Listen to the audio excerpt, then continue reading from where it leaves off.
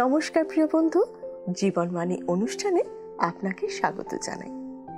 অন্যান্য দিনের মতো আজও আমরা মঙ্গলময় ঈশ্বরের জীবনদায়ী বাক্যের ধারাবাহিক আলোচনা নিয়ে উপস্থিত হয়েছি।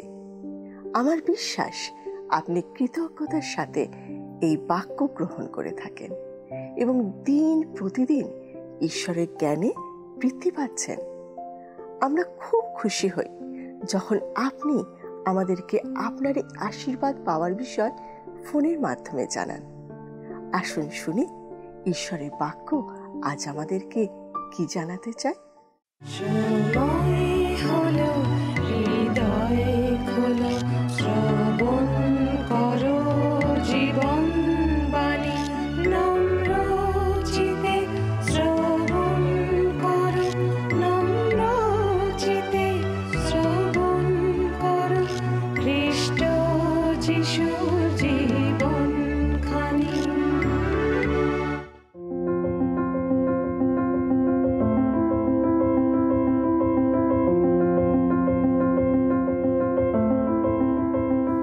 জীবনবাণী অনুষ্ঠানে আমরা পবিত্র বাইবেলের প্রতিটি পুস্তক ধারাবাহিকভাবে অধ্যয়ন করে থাকি। পবিত্র শাস্ত্রের বিস্তারিত এই অধ্যয়নে আমরা বর্তমানে পুরাতন নিয়মে ফিরে এসেছি। পুরাতন নিয়মের অন্যতম গুরুত্বপূর্ণ অংশ অর্থাৎ ভাববাদীগণের পুস্তকগুলির মধ্যে বেশ কয়েকটি পুস্তক আমরা ইতিমধ্যেই অধ্যয়ন করেছি। আজ আমরা সেই অংশেরই জোয়েল ভাববাদীর পুস্তক অধ্যয়ন করা শুরু করব। জোয়েল ভাববাদীর পুস্তকটি আমাদের কাছে গুরুত্বপূর্ণ নাও মনে হতে পারে, কারণ এতে কেবল 3টি মাত্র ছোট অধ্যায় আছে। যদিও আমার বিশ্বাস এই পুস্তকটি হচ্ছে একটি পরমাণু বোমার মতো। এটা খুব বড় না হলেও নিশ্চিতভাবে এটা একটা ক্ষমতাশালী ও শক্তিশালী পুস্তক। জোয়েল ভাববাদীর বিষয়ে আমরা খুব কমই জানি। তার বিষয়ে আমাদের যা বলা হয়েছে সেটা কেবল জোয়েল 1 অধ্যায় 1 পদের মধ্যেই সীমাবদ্ধ আছে। সেখানে লেখা আছে, পথুয়েলের পুত্র জোয়েলের কাছে সদাপ্রভুর এই বাক্য উপস্থিত হইল। জোয়েল নামের অর্থ হল জিহোবাই ঈশ্বর। এটি একটি অতি সাধারণ বা প্রচলিত নাম। এমন কিছু মানুষ আছেন যারা এই সিদ্ধান্তে পৌঁছেছেন যে জোয়েল ভাববাদী আসলে ছিলেন শমুয়েলের পুত্র। তারা বাইবেলের 2টি পদ উদ্ধৃত করে তাদের এই যুক্তি খাড়া করেন। সেই পদ দুটি হল 1 শমুয়েল 8 অধ্যায় 1 আর 2 পদ, যেখানে লেখা আছে, পরে শমুয়েল যখন বৃদ্ধ হইলেন তখন আপন পুত্রদিগকে বিচারকর্তা করিয়া ইসরায়েলের উপরে নিযুক্ত করিলেন। তাহার জ্যেষ্ঠ পুত্রের নাম জোয়েল। কিন্তু এর ঠিক পরের পদেই আমরা লক্ষ্য করব যে সেখানে লেখা আছে, কিন্তু তাহার পুত্রেরা তাহার পথে চলিত না, তাহারা ধনলোভে বিপথে গেল, উৎকোচ লইত ও বিচার বিপরীত করিত। 1 শমুয়েল 8 অধ্যায় 3 পদ। জোয়েল ভাববাদী কখনোই শমুয়েলের পুত্র হতে পারেন না। আমরা একটা বিষয়ে নিশ্চিত হতে পারি যে জোয়েল জেরুসালেম ও তার সংলগ্ন অঞ্চলগুলিতে ভাববাণী বলতেন। তার ভাববাণীতে প্রথম থেকে শেষ অবধি তিনি এই উক্তি বারংবার করেছেন, সদাপ্রভুর গৃহ। উদাহরণস্বরূপ আমরা জোয়েল 1 অধ্যায় 9 পদে এই কথা পাঠ করি, সদাপ্রভুর গৃহ হইতে ভক্ষ নৈবেদ্য ও পেয় নৈবেদ্য অপহৃত হইয়াছে। সদাপ্রভুর পরিচারক যাজকগণ শোক করিতেছে। জোয়েল তার 3 অধ্যায় 20 পদে তিনি জেরুসালেমের বিষয় উল্লেখ করে বলেছেন, কিন্তু জিহুদা চিরকাল ও জেরুসালেম পুরুষানুক্রমে বসতি বিশিষ্ট থাকিবে। তারপর আবার জোয়েল 3 অধ্যায় 17 পদে লেখা আছে, তাহাতে তোমরা জানিবে যে আমি তোমাদের ঈশ্বর সদাপ্রভু, আমি আমার পবিত্র সিয়ন পর্বতে বাস করি। তখন জেরুসালেম পবিত্র হইবে, বিদেশীরা আর তাহার মধ্য দিয়া যাতায়াত করিবে না। সুতরাং আমরা এটা বুঝতে পারি যে এই ব্যক্তি দক্ষিণ রাজ্য জিহুদার একজন ভাববাদী ছিলেন। জোয়েল প্রথম দিককার ভাববাদী হিসেবে তার ভাববাণী বলেছিলেন। বস্তুত সেই সময় বেশ কয়েকজন ভাববাদী ছিলেন, কমপক্ষে 50 জন। এবং রক্ষণশীল পণ্ডিতেরা সাধারণভাবে এই কথা মেনে নেন যে জোয়েল জিহুদার রাজা জোয়াশের শাসনকালে ভাববাণী বলতেন। এর অর্থ হলো যে তিনি এলিও ও ইলিশায় ভাববাদীর সমসাময়িক ছিলেন এবং সম্ভবত তাদের সঙ্গে তার পরিচয়ও ছিল। জোয়েল পুস্তকের মূল কথাটা হচ্ছে সদাপ্রভুর দিন। তিনি মোট 5 বার বিশেষভাবে এর উল্লেখ করেছেন, যেগুলো আমরা পেয়ে থাকি জোয়েল তার 1 অধ্যায় 15 পদে, 2 অধ্যায় 1 আর 2 পদে, আবার 2 অধ্যায় 10 আর 11 পদে, 2 অধ্যায় 30 আর 31 পদে এবং 3 অধ্যায় 14 থেকে 16 পদে। জিসাইও, জিরোমিও, জিহিসকেল এবং দানিয়েল সবাই সদাপ্রভুর দিনের বিষয়ে উল্লেখ করেছেন। অনেক সময় তারা এটিকে সেই দিন বলেছেন। বিশেষ করে সখরীয় ভাববাদী এই সেই দিনকে বিশেষভাবে গুরুত্ব দিয়েছেন। এই যে সেই দিন, এটা কি? এটা হচ্ছে সদাপ্রভুর দিন বা যেহোবার দিন। জোয়েলি তার ভাববাণীতে সদাপ্রভুর দিনের ধারণা প্রথমবার উপস্থাপন করেছেন। লিখিত ভাববাণীর সূচনার সেই পর্বতচূড়া থেকে এই ব্যক্তি শতাব্দীর পর শতাব্দী পেরিয়ে নিচের দিকে তাকিয়েছিলেন। অন্য যে কোনো ভাববাদীর চেয়ে অনেক দূর পর্যন্ত দেখতে পেয়েছিলেন, কারণ তিনি সদাপ্রভুর দিন দেখতে পেয়েছিলেন। সদাপ্রভুর দিন হল পবিত্র শাস্ত্রে ব্যবহৃত একটি বিশেষ পরিভাষা, যা যথেষ্ট অর্থপূর্ণ। এটা খ্রিস্টের সহস্র বৎসরব্যাপী শাসনকাল, যা তার দ্বিতীয় আগমনের পরবর্তী সময় হবে। সেই সময়কালকে অন্তর্ভুক্ত করে। কিন্তু জোয়েল ভাববাদী আমাদের কাছে স্পষ্ট করবেন যে এটি শুরু হবে মহাক্লেশের সময়কাল থেকে, যেটা হবে অত্যন্ত দুর্দশাপূর্ণ সময়। আপনি যদি সদাপ্রভুর দিনের সীমা নির্দিষ্ট করে দিতে চান, তাহলে সেটা হবে সহস্র বৎসর শাসনকালের শেষ সময়, যখন প্রভু যীশু সমস্ত অধার্মিকতাকে পরাজিত করবেন এবং তিনি পৃথিবীতে তার অনন্তকালীন রাজ্যের প্রতিষ্ঠা করবেন। সদাপ্রভুর দিন পুরাতন নিয়মের ভাববাদীদের জন্য হচ্ছে একটা বিশেষ অভিব্যক্তি। মণ্ডলীর এই জগতে থাকার সময়কালকে এর মধ্যে অন্তর্ভুক্ত করা হয়নি।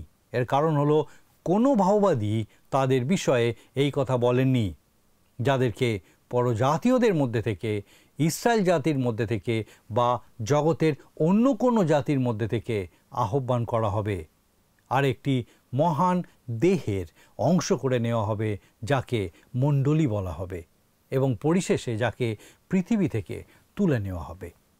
কোনো ভাববাদী মণ্ডলীর বিষয়ে কোনো কথা বলেননি বা লেখেননি। জেরুসালেমে প্রাচীন বর্গের মহাসভায় মণ্ডলীর যুগ এবং প্রভুর দিন নামে পরিচিত সেই সময়ের মধ্যে থাকা সম্পর্কের বিষয় যাকব মোটামুটিভাবে একটা ব্যাখ্যা দিয়েছিলেন। তিনি বলেছিলেন, ঈশ্বর আপন নামের জন্য পরজাতিগণের মধ্য হইতে একদল প্রজা গ্রহণার্থে কিরূপে প্রথমে তাহাদের তত্ত্ব লইয়াছিলেন, তাহা সিমন বর্ণনা করিয়াছেন। আর ভাববাদীগণের বাক্য তাহার সহিত মিলে, যেমন লিখিত আছে, ইহার পরে আমি ফিরে আসিব, দাউদের পতিত কুটির পুনরায় গাঁথিব, তাহার ধ্বংসস্থান সকল পুনরায় গাঁথিব, আর তাহা পুনরায় স্থাপন করিব। প্রেরিত তার 15 অধ্যায় 14 থেকে 16 পদ। যাকব যে ইহার পরে কথাটি বলেছিলেন, সেটি কার পরে?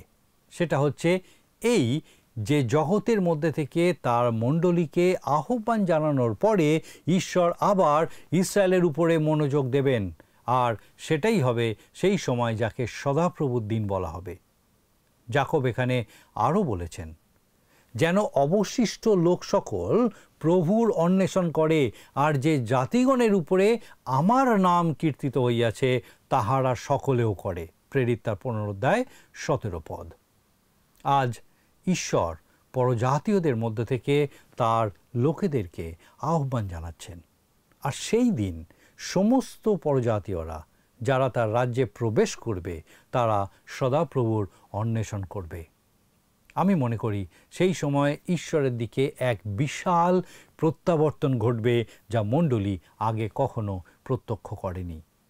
কেউ হয়তো প্রশ্ন করতে পারেন, ঈশ্বর কেন এমন একটা পরিকল্পনা করে রেখেছেন।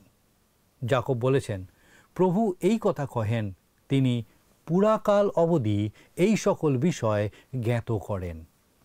প্রেরিত তার 15 অধ্যায় 18 পদ। তিনি কেন এমন পরিকল্পনা করেছেন, এই প্রশ্ন আমাকে করবেন না, তাকে জিজ্ঞাসা করুন, কারণ আমি সেটা জানি না এবং অন্য কেউই সেটা জানে না। তিনি এমন পরিকল্পনা করেছেন কারণ এটা তাঁর পরিকল্পনা এবং এটা তারই জগৎ সংসার। তিনি আপনাকে বা আমাকে জবাবদিহি করেন না। তিনি সারা সপ্তাহ কি করেছেন সপ্তাহের শেষে এসে সেই বিষয়ে আমাদেরকে রিপোর্ট দেন না এবং সেই বিষয়গুলির জন্য আমাদের সম্মতিও চান না। আমি এই কথাই বলতে পারি যে আপনার বা আমার যদি সেটা পছন্দ না হয় তাহলে আমাদের কিছু করার নেই। আমরা এই জগতে কেবল তার সৃষ্ট বস্তু ছাড়া আর কিছুই নই। জোয়েল পুস্তকে একাধিক বিশেষ বিষয় আছে যেগুলোর প্রতি আমি দৃষ্টি আকর্ষণ করতে চাই। যে সমস্ত ভাববাদীদের ভাববাণী লিপিবদ্ধ করা হয়েছে তাদের মধ্যে প্রথম হচ্ছেন জোয়েল। আর যখন তিনি বহু শতাব্দী পার করে তার দৃষ্টি নিক্ষেপ করেছিলেন তখন তিনি সদাপ্রভুর দিন দেখতে পেয়েছিলেন। তবে আমার মনে হয় না যে তিনি কোনোভাবেই মণ্ডলীকে দেখতে পেয়েছিলেন। বস্তুত কোনো ভাববাদী সেটা দেখতে পাননি। প্রভু যীশু যখন জৈতুন পর্বতের উপরে গিয়ে বসেছিলেন তখন যে মানুষেরা পুরাতন নিয়মের শিক্ষায় শিক্ষিত ছিলেন তারা এসে তাকে প্রশ্ন করেছিলেন, যুগান্তের চিহ্ন কি? সেই সময় কিন্তু আমাদের প্রভু তাদের কাছে ক্রুশের কথা উল্লেখ করেননি। তিনি পবিত্র আত্মার আগমনের কথাও তাদেরকে বলেননি। তিনি তাদের মণ্ডলীর সময় কিংবা র্যাপচারের সময়ের কথাও উল্লেখ করেননি। কিন্তু তিনি অনেক এগিয়ে গিয়ে সদাপ্রভুর দিনের শুরুর কথা বলেছিলেন। তিনি সেই সময়ের উল্লেখ করেছিলেন, যদিও সেটা আপনার বা আমার ক্যালেন্ডার অনুসারে নয়। যে ঘটনাগুলোর বিষয়ে তিনি ভবিষ্যৎবাণী করেছিলেন সেগুলো সদাপ্রভুর দিনে যে লোকেরা থাকবে তারা সঠিকভাবে চিহ্নিত করতে পারবে। তিনি তাদের বলেন, অতএব যখন দেখিবে ধ্বংসের যে ঘৃণার্য বস্তু দানিয়েল ভাববাদী দ্বারা উক্ত হইয়াছে তাহা পবিত্র স্থানে দাঁড়াইয়া আছে, যে জন পাঠ করে সে বুঝুক। মথি 24 অধ্যায় 15 পদ। সদাপ্রভুর দিন কবে শুরু হবে আমরা এইভাবেই বুঝতে পারব। জোয়েল ভাববাদী আমাদের কাছে এটা স্পষ্ট করে দেবেন যে সেটা রাত্রে শুরু হবে, অর্থাৎ সেটা একটি ক্লেশের সময় হিসাবে শুরু হবে। আমাদের অবশ্যই মনে রাখতে হবে যে একটি হিব্রু দিন সবসময় শুরু হয় সূর্যাস্ত থেকে। আদিপুস্তক আমাদের বলে, আর সন্ধ্যা ও প্রাতঃকাল হইলে প্রথম দিবস হইল। আদিপুস্তক তার 1 অধ্যায় 5 পদ। আমরা দিন শুরু করি সূর্যোদয় থেকে, কিন্তু ঈশ্বর দিন শুরু করেন সূর্যাস্ত থেকে। সুতরাং সদাপ্রভুর দিনও শুরু হবে সন্ধ্যে থেকে।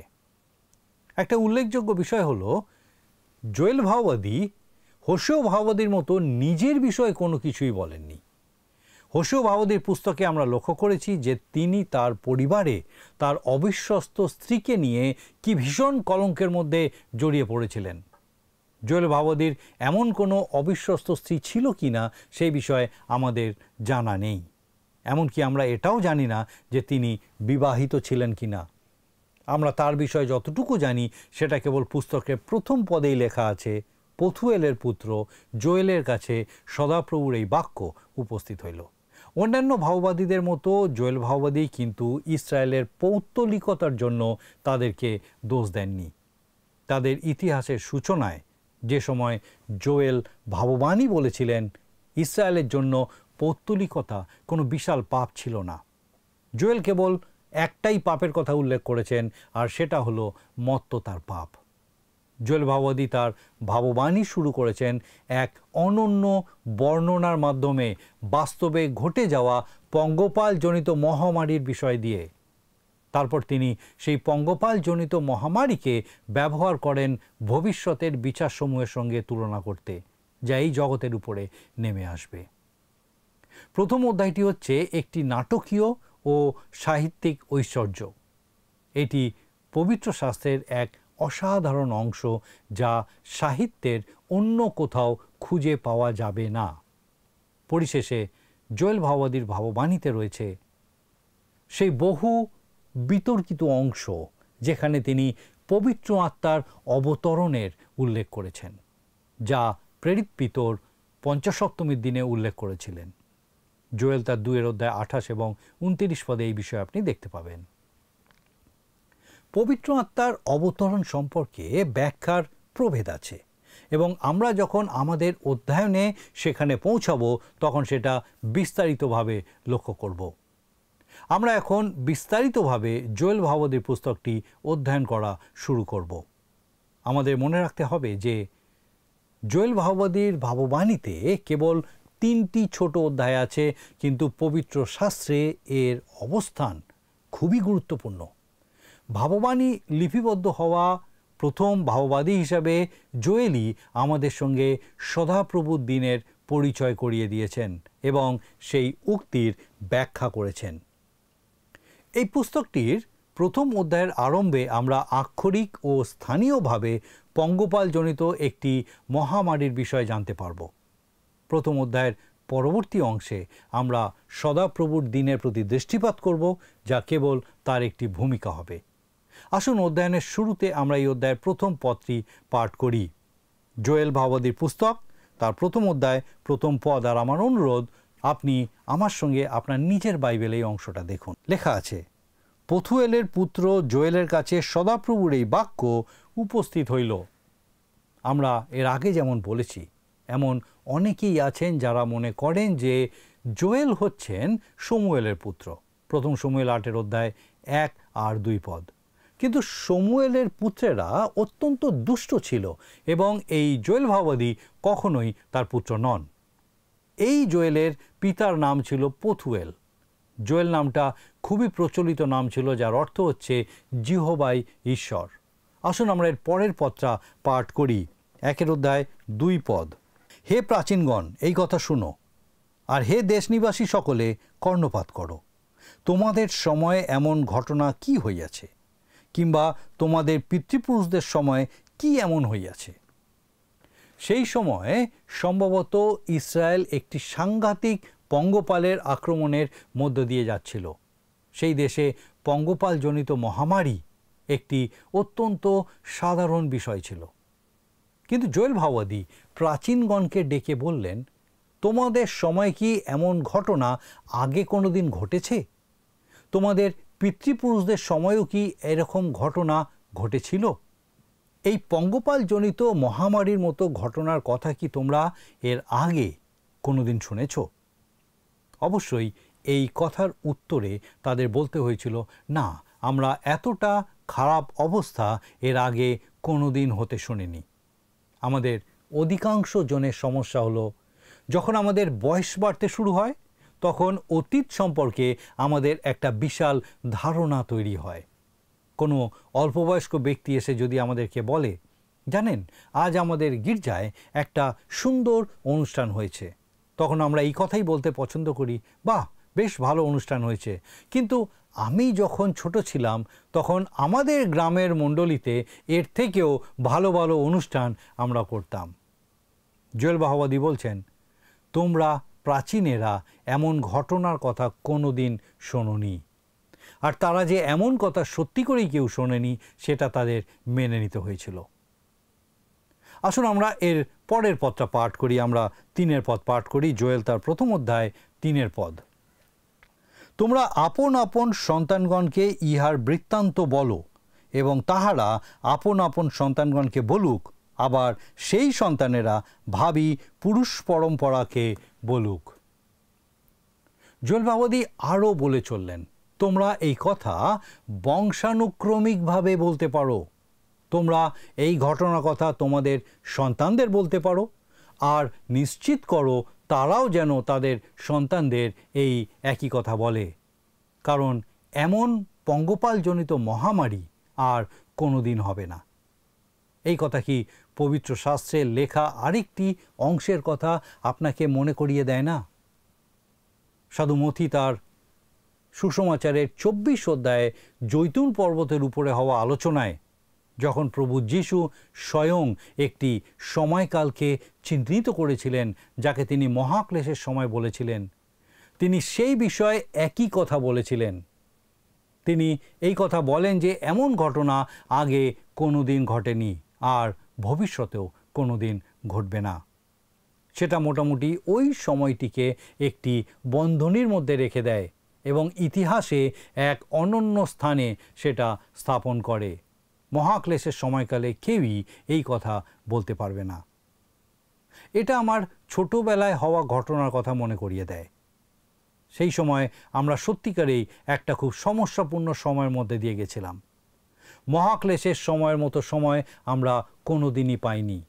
অতীতের লিপিবদ্ধ ইতিহাসের সব সময়ের জন্যই ইতিহাসে এমন পূর্ববর্তী কোনো সময় ছিল না যার সঙ্গে সেটার তুলনা করা যায়। কিন্তু মহাক্লেশের বিষয়ে প্রভু যীশু খুব সুস্পষ্ট করে দিয়েছিলেন যে কেননা তৎকালে এরূপ মহাক্লেশ উপস্থিত হইবে যেরূপ জগতের আরম্ভ অবধি এ পর্যন্ত কখনো হয় নাই, কখনো হবেও না। মতি তার 24 অধ্যায় 21 পদ।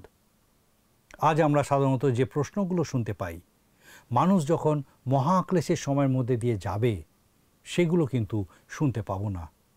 যেমন, তোমার কি মনে হয় সেই মহা বিষণ্ণতার সময়টাই কি মহাক্লেশ ছিল? অথবা আরেকটি প্রশ্ন, তোমার কি মনে হয় যে টালমাটাল অবস্থার মধ্যে দিয়ে আমরা যাচ্ছি সেটাই মহাক্লেশ? আমরা যখন প্রভু যিশুর বাক্যের প্রতি নজর দিই তখন এই প্রশ্নগুলোর উত্তর খুব সহজ হয়ে যায়। তিনি বলেছেন এ পর্যন্ত কখনো হয় নাই। আমরা আগেও এরকম সময় পার করেছি, অতীতে এর সবগুলোরই পুনরাবৃত্তি দেখতে পাওয়া যায়। আর যেহেতু পরিস্থিতি ভালোর দিকে যাচ্ছে না, বরং ক্রমশ খারাপ হচ্ছে, তাই আমরা এটাও বলতে পারি না যে ভবিষ্যতে এরকম কিছু আর হবে না। অত্যন্ত নাটকীয়ভাবে জোয়েল ভাবাদী বলছেন, দেখো, পঙ্গপাল জনিত এই মহামারী একদম আলাদা, অতুলনীয়, এর আগে এই রকম আর কোনোদিন হয়নি। কিন্তু আরেকটি একদম আলাদা অতুলনীয় সময়কাল আসতে চলেছে যার নাম সদাপ্রভুর দিন। মণ্ডলী এই জগৎ পরিত্যাগ করে চলে যাওয়ার পর মহাক্লেশের সাথে সাথে সদাপ্রভুর দিন আসবে। পৃথিবীতে সেটা একটা ভয়ঙ্কর সময় হবে, তার ভয়াবহতা বর্ণনা করা যাবে না। আর তারপর খ্রিস্ট এসে তার রাজ্য স্থাপন করবেন। আমি আশা করি বাইবেল যেই সমস্ত কিছুর বিষয় শিক্ষা দেয়, যে সমস্ত লোক এই কথা অস্বীকার করে তারা এখান থেকে ওখান থেকে কয়েকটি পদ উল্লেখ না করে সমগ্র ঈশ্বরের বাক্য অধ্যয়ন করুক। আমাদের সমগ্র ঈশ্বরের বাক্য অধ্যয়ন করে কি বলছে সেটা জানার অত্যন্ত প্রয়োজন আছে।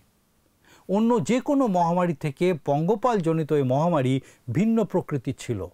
সাধু মসির সময়ে মিশর দেশে পঙ্গপালের কারণে যে মহামারী হয়েছিল সেটা একটা আশ্চর্যজনক মহামারী ছিল, কারণ সেটা ছিল ঈশ্বরের একটা বিচার। কিন্তু এই মহামারীটিকে আমরা বলতে পারি যে সেটা একটি প্রাকৃতিক ঘটনা ছিল। আমাদের আগামী পর্বে আমরা পঙ্গপাল এবং তাদের কারণে হওয়া এই মহামারীর বিষয়ে বিশেষ আলোচনা করব। এই বিষয়টা বুঝতে আমরা জোয়েল ভাবাদী পুস্তকটিরও আরও কয়েকটি পদ অধ্যয়ন করব। আজকে আমাদের আলোচনা আমরা এখানেই শেষ করব, কিন্তু তার আগে একবার দেখে নিই সংক্ষিপ্ত রূপে আজকে আমরা কি দেখলাম। জোয়েল এমন একজন ভাববাদী ছিলেন যার ভাববাণী প্রথম লিপিবদ্ধ করা হয়েছিল। জোয়েল ভাবাদীর বিষয়ে আমরা খুবই কম জানি। আমরা কেবল জানি যে তার পিতার নাম ছিল পথুয়েল। জোয়েল ভাবাদীর ভাববাণীর মূল বিষয় হলো সদাপ্রভুর দিন। তিনি তার পুস্তকের সূচনাতেই একটি সাংঘাতিক মহামারীর বিষয় উল্লেখ করেছেন যা পঙ্গপালের কারণে হয়েছিল।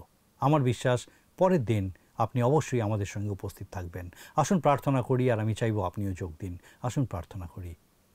মঙ্গলময় পিতা, তোমার ধন্যবাদ স্তুতি করি আজকে আরেকবার এই সুন্দর সময় দিলে যেন তোমার জীবন্ত বাক্য আমাদের সঙ্গে কথা বলে। ধন্যবাদ দিই আমাদের প্রত্যেক দর্শক বন্ধু, তাদের পরিবার পরিজন প্রত্যেকের জন্য। সৈক্য পিতা, তোমার পবিত্র পরাক্রমে সেই প্রত্যেককে তোমাতে সুস্থির করো। বিশেষ করে প্রার্থনা করি যদি কেউ অসুস্থ আছেন এই সময় পিতা, এবং তোমার প্রতি বিশ্বাসে স্থির যে পিতা তুমি তাকে আরোগ্য করতে পারো, প্রার্থনা করি প্রভু তোমার অনুগ্রহে সেই ব্যক্তিকে সম্পূর্ণ সুস্থতা দাও। প্রার্থনা করি তার পরিবারকে তোমার পবিত্র আত্মার পরাক্রমে সুস্থির করো। তোমার প্রতি প্রত্যাশায়, তোমার প্রতি বিশ্বাসে নির্ভরশীলতায় আরও বেড়ে উঠতে সাহায্য করো। সমস্ত হতাশা থেকে, নিরাশা থেকে তাদেরকে টেনে উদ্ধার করো, তোমার জীবন্ত প্রত্যাশায় পূর্ণ করো। আমাদের প্রত্যেক দর্শক বন্ধু, তাদের পরিবার পরিজন প্রত্যেককে তোমার পবিত্র পরাক্রমে পিতাগো তোমাতে সুস্থির রাখো। তোমার যিশু নামে ভিক্ষা দয়া করে শ্রবণ গ্রহণ করো। আমেন।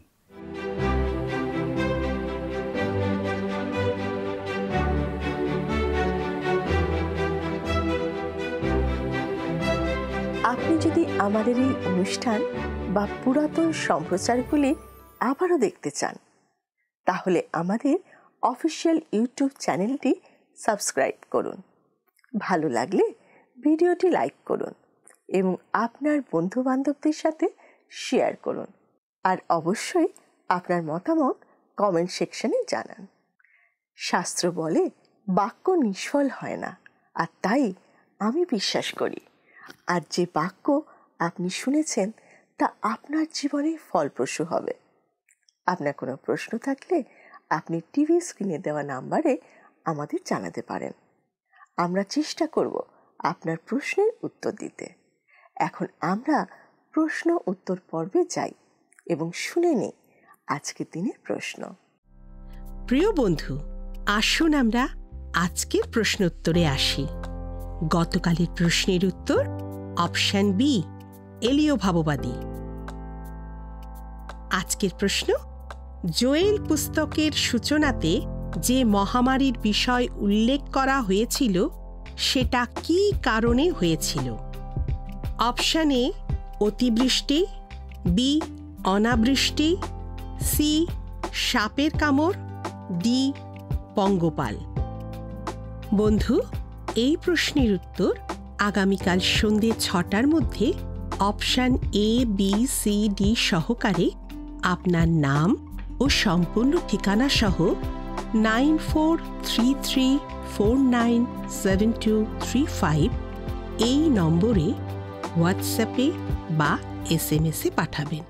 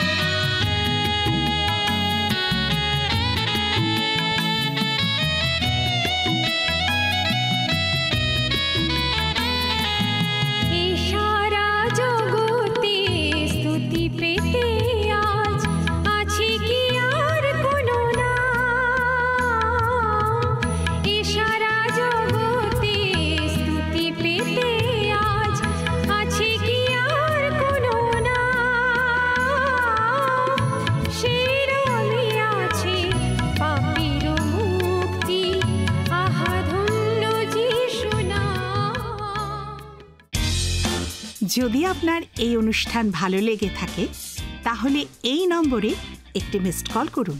তাহলে আপনি পরের বারের বিজয়ী হতে পারেন।